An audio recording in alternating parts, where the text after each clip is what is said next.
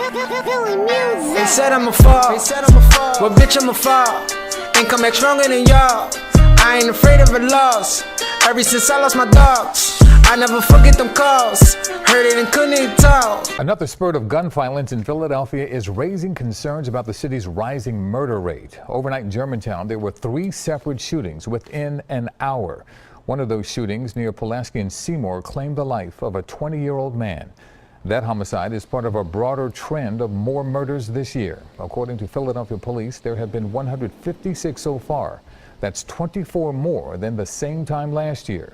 What's up, world? This is ParkAve Weeze, and welcome to episode 5 of Certified Hustlers.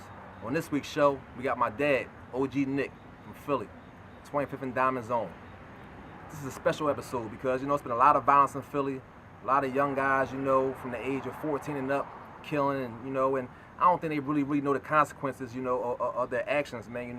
When they kill somebody, what their family go through, what their own family goes through, and just knowing that it's modern day slavery now, and how they had them. I don't really think they know what the deal is. So on this week's show, man, we're gonna really get into it. My pop, he been around it, he know it, he did a couple bids himself, so he could really tell y'all young boys what it is and how it's gonna go down. So that's what it is. Check us out. It's broad daylight in Philadelphia, so it's plain to see this heroin deal in the making. But if you look at some of the people that just left, they're all addicts. So they're in a neighborhood here. They're looking to cop to get their fix for the day. And not just on this corner. As DEA Special Agent David Dongili drove us around, we saw dealers and addicts at nearly every intersection. What's up, world? Episode 5, Certified Hustlers. Got my pop. I'm gonna kick some knowledge for y'all. It's a lot of deaths and there's just a lot of crazy stuff going on in Philly, man. We was doing good for so long, but we back to the nonsense, man. Every day you turn on TV, a lot of deaths, man. A lot of families is mourning, man. Well, Philadelphia will finish 2017 with more homicides than the city has had since 2012. As of yesterday, 314 people have been killed in Philadelphia in 2017. Now, that's a 13% increase over this time last year, and the highest number since 331 killings were recorded back in 2012. Pop, man, tell the young boys, man, just from your experience, man, and everything you done seen, everything you done known, you've been around, just give them some game, man. Give them some free game, Dad. Look, man, I'm here today, man, with my son, just to let y'all know, man, please, man, you know what I'm saying? Try to stop the violence, man, because I've been there. I mean, I was on another level when we was young. We didn't have the kind of guns y'all had, but the bottom line is we still was there. I still have a lot of friends that been in jail since the 70s. One dude been in jail since 69, and these dudes never coming home, man. So I want to tell y'all, man, this ain't television, man. This ain't no video, man. It's nobody saying cut.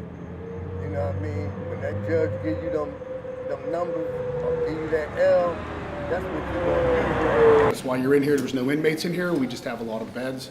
And this is a unit that we would be able to put inmates in once they transfer in. So. January 1st of 2016, the population here was at 3,600. They're at about 2,400 and some change now. So we're just going back to pre-2016 population levels here at SCI Camp Hill. There are vacant beds throughout the rest of the department that we'll be able to accommodate this. I've never seen a dude ever do life in jail and take a little ass whooping. You know what I'm saying? It just don't make no sense, man. You know what I mean? So what I'm trying to tell y'all today, man, please, man. When they started building them jails, what you think they was building them for? When they closed some schools and built more jails.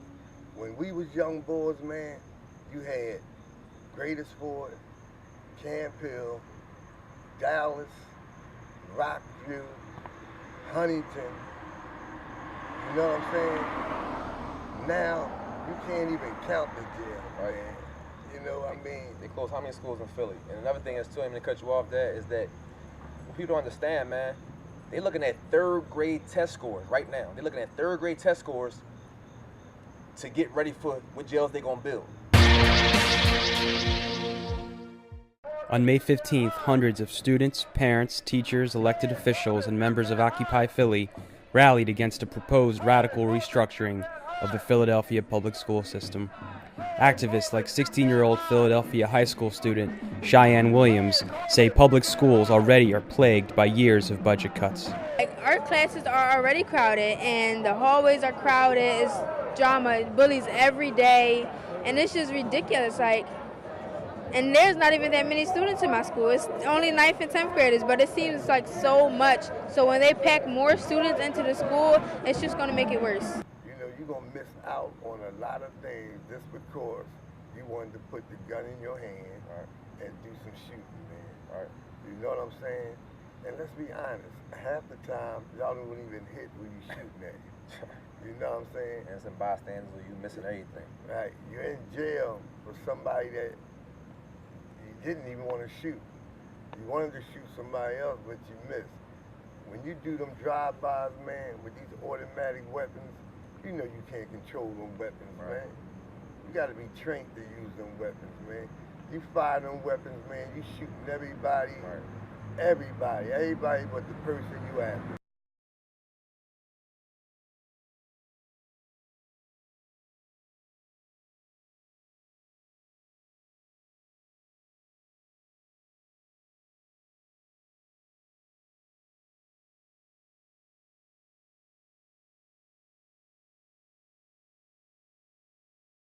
A lot of big-time millionaires got stocks in state in jails because they know these dickhead young boys coming through, and they gonna use their ass and cheap labor. Yeah, you know this, y'all. I don't know they charge you $1 just to fill out a commissary slip. You know what I mean? They're being pimped. Exactly, and it's the like dudes who run the phones, they getting rich. Right. You know what I'm saying? The commissary people getting rich. Whoever's running that. You know, they getting rich. Everybody's getting rich except the inmates. And then who getting poor? The family getting poor because they constantly giving. Because of overcrowding, the federal government and several states are paying huge sums of money to private prison companies or for-profit prisons to house thousands of inmates. Critics say for every new person that gets locked up, private prisons get richer. Corrections Corporation of America, or CCA, operates, according to its website, more than 60 other private prisons across the United States. From federal detention centers housing undocumented Latino immigrants to state prisons with American inmates serving time mostly for nonviolent, drug-related crimes. In all, CCA houses 70,000 prison inmates nationwide. When CCA's prisoner in Nashville, Estelle Richardson, was murdered, CCA managed to get the murder charges against its guards dropped. How? Because the surveillance camera over Richardson's prison cell had inexplicably been turned off the day of her murder. Without visual proof of who killed her, CCA's guards walked free. That being said, man, you know, thanks Pop, man, for being on the show. That's episode 5, man. You know, we're just trying to kick some real facts, man. This is a special episode, man, because like I said, we all got people that have been murdered, man. We all lost a lot of people, man, just senseless deaths. These folks that are habitual criminals that just continue to cause crime over and over again have to be held in custody for significant periods of time. The United Nations has referred to U.S. prisons run by federal, state, and local government as some of the most dysfunctional, abusive, and torturous penal institutions known to man. In the early 1980s, private prisons began to emerge across the U.S. landscape, mainly to relieve overcrowded prison populations in traditional government-run facilities. Prison populations that began to explode as a result of America's war on drugs policy that was landing thousands of new drug offenders behind bars every day. At the end of the day, man, you know, this ParkAve Weeze, the Certified Hustlers, episode 5, and we out. That shit just ruined my heart. Haters, I'm back no more. I ain't do shit like a boss. I don't get dirty at all.